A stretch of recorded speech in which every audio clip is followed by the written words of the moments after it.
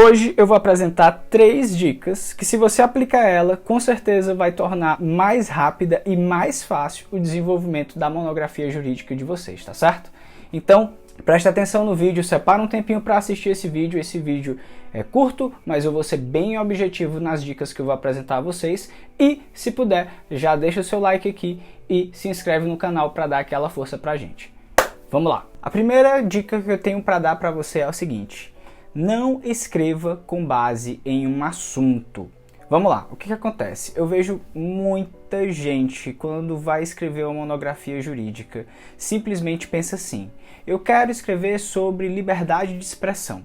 Então, eu vou sair escrevendo aí sobre liberdade de expressão. Eu vou pegar qualquer texto sobre liberdade de expressão, vou ler texto sobre liberdade de expressão e vou sair escrevendo sobre liberdade de expressão. Capítulo 1 eu vou escrever sobre o histórico da liberdade de expressão, capítulo 2 eu vou escrever sobre a liberdade de expressão no Brasil e capítulo 3 eu vou escrever sobre a liberdade de expressão no mundo. Sei lá, tô inventando aqui. Mas o fato é que muita gente simplesmente pensa num assunto e começa a escrever. E essa certamente é uma das piores formas de você escrever, porque quando você está escrevendo assim, fica muito difícil você estruturar, você organizar, você fazer com que o seu trabalho tenha uma ideia concatenada de ideias. E outra coisa, é muito importante você entender que uma monografia jurídica, ela precisa ter começo, meio e fim.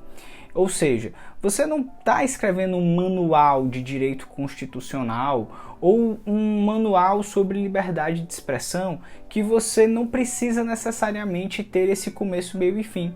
Basta você estabelecer lá vários institutos e sair explicando eles. Essa forma de escrita bem manualesca é muito comum da gente observar, porque os alunos de graduação, especialmente, estão muito acostumados com isso, porque basicamente são esses os textos que a gente utiliza para estudo, mas para uma monografia jurídica, essa com certeza não é uma boa forma.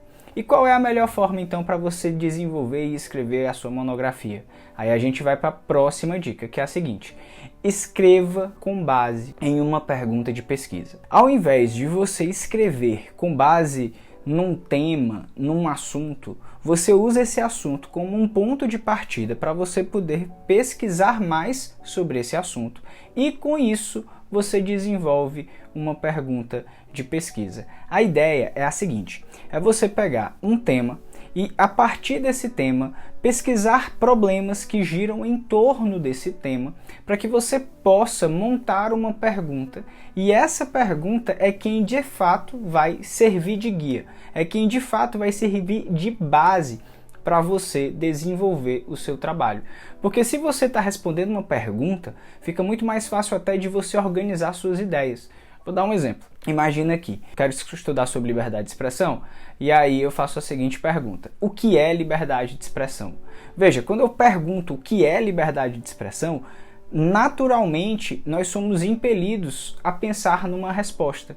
Então, quando você monta o seu trabalho de pesquisa em uma pergunta, com base em uma pergunta, naturalmente você tende a construir respostas para isso, o que vai facilitar certamente a construção do seu trabalho e vai agilizar a escrita do seu texto. Essa é a minha segunda dica.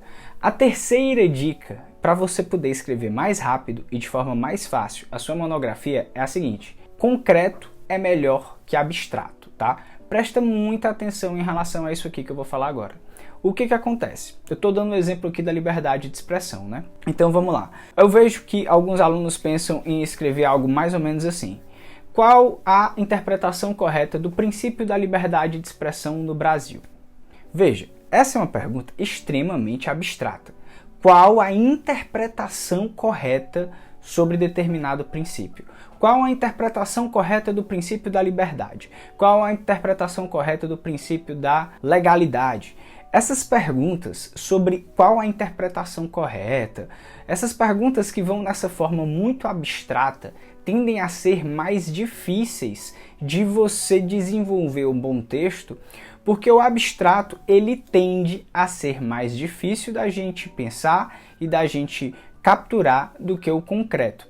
E para que isso fique bem claro, eu vou dar um exemplo para vocês. Primeiro um exemplo fora do campo do desenvolvimento do trabalho acadêmico e depois um exemplo dentro do campo do desenvolvimento do trabalho acadêmico. Imagina para vocês que eu estou vendendo um serviço, tá? Eu vou vender o serviço e eu digo o seguinte: se você quiser ficar com um corpo mais saudável, compre o meu produto. Veja, corpo saudável todo mundo sabe o que é, mas esse conceito ele é um conceito meio abstrato, porque o que é saudável para você não necessariamente é saudável para mim.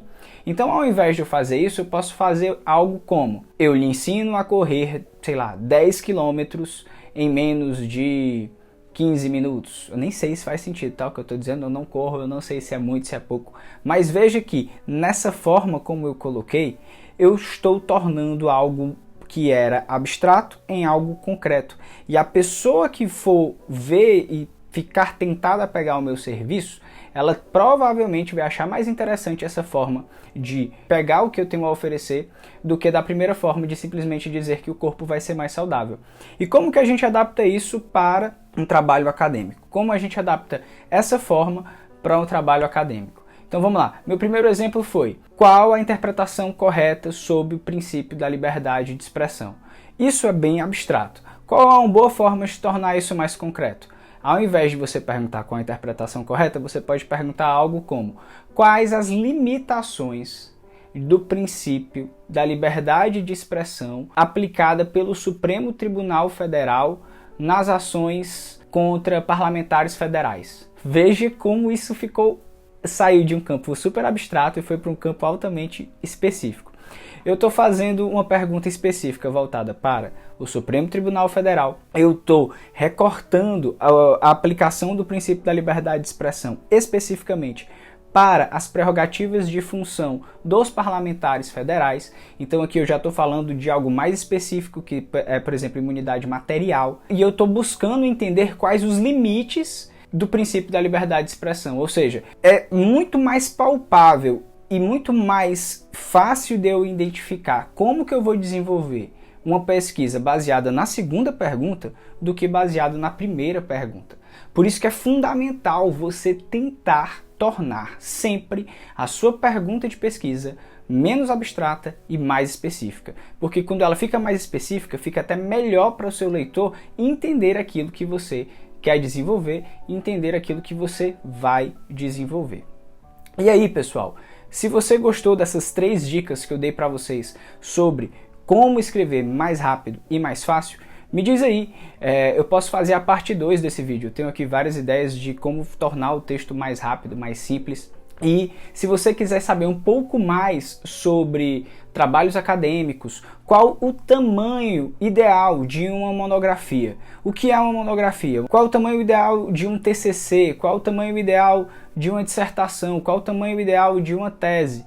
Clica aqui, ou aqui, ou aqui, eu não sei. Vai ter um vídeo que eu falei sobre isso e eu explico bem direitinho quais são as diferenças entre cada um desses textos e qual o tamanho ideal de cada um desses textos. E é isso, pessoal. Agradeço a você e eu te vejo na próxima. Tchau, tchau.